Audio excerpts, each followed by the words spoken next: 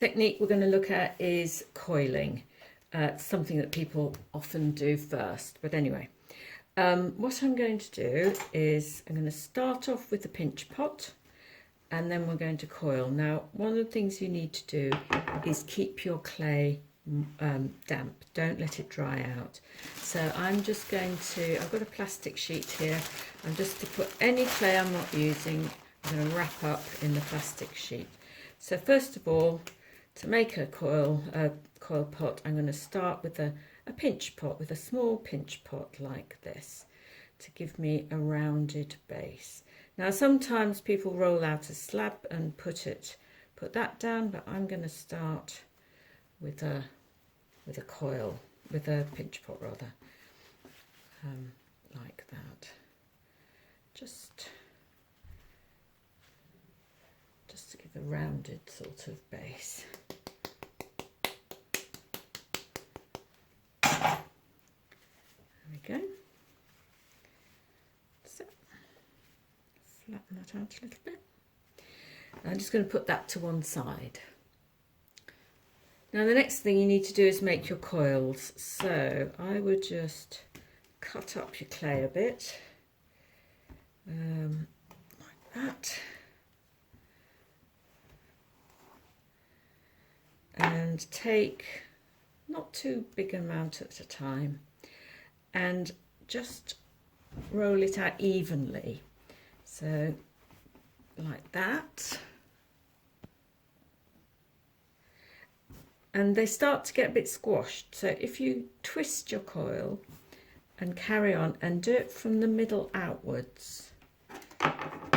You'll notice I'm doing this on a board. I strongly suggest you use a piece of hardboard or a piece of plywood, or I suppose an old chopping board you're not using for food, but it needs to be wood. And there you go. If you twist it like that and start from the middle and go outwards, you get a fairly even coil. And that's about the thickness of a pencil. Now each of these coils I'm going to put it in my plastic over here to stop them drying out, because I'm going to make a series of coils so I can work, you know, I'm not making coils in between fixing them.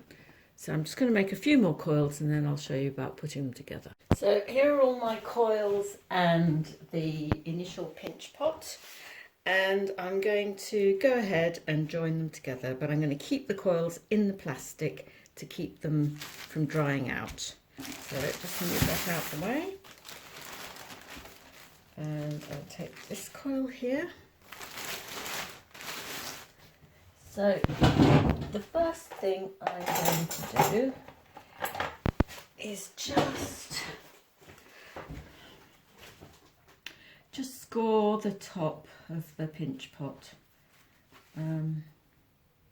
just a bit like that. Now some people, it depends on how hard your clay is.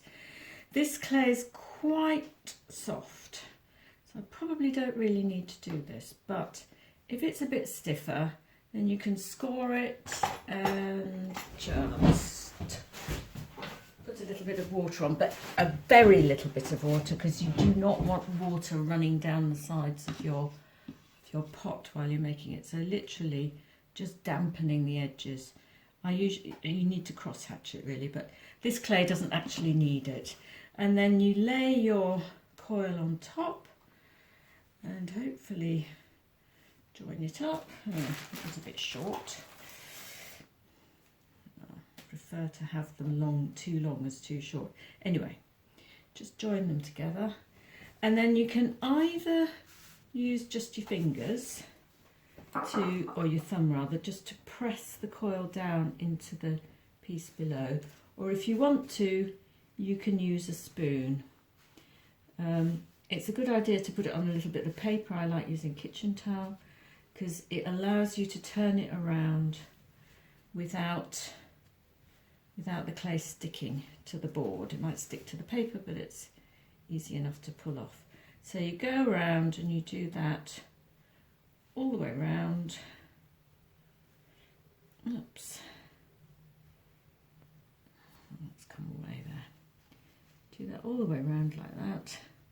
And then you do the inside. And you make sure that the coils are really well joined together. Now, don't worry about all the indentations and the lumpy bits of clay, because you will refine all that later on. What you need to avoid though is that the whole thing ends up sort of wide and flat. So when you do put your next coil on, here we go, make sure that you don't always join them in the same place. So I'm going to put my coil there, the join from the last one is there. Just going to wrap that round, overlap it and cut it at an angle like that. And then I'm going to join the next coil on. And I'm sitting this just inside the lower coil. So we've got here a sort of kind of nest shape really. I'm just going to squeeze the edges a bit just to thin them out slightly like that, open it up a bit, and I'm going to smooth this out. I'm going to use my plastic card. It's a good idea to leave this a little bit. This is a little bit too soft, as I keep saying. My clay is always too soft because I'm trying to do these videos and get them out. So just smooth your clay a bit like that. So the outside has been smoothed a bit. Some people like that texture. We can refine it even further, and you can start to smooth the inside of your bowl if you want to with the back of a spoon. Don't push it out too far, and it's best to let the clay stiffen a little bit before you do this. So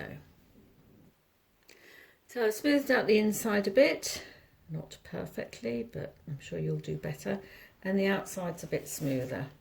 Now, if you want to refine the shape a little bit, your wooden spatula is absolutely your best friend. It helps the clay to amalgamate better, and you can make the clay into the sort of shape that you want it to be. So that gives you a slightly more rounded shape, and I'm just going to pinch these edges and turn them out a little bit like that. Now I'm going to leave this to dry a little bit, not dry hard, but just stiffen, because I'd like to refine. It needs to be stiffer so it keeps its shape, and I'd like to refine the whole thing by using a surf form, which can take off some of the excess clay. It's too wet for me to do it now, but when it's leather hard, that will be a way of improving the surface of the clay. So that in essence is how you make a coil pot. This is a bit rough and ready, but when it's stiffened up, I will work on it, and I'm sure yours will be much finer than this.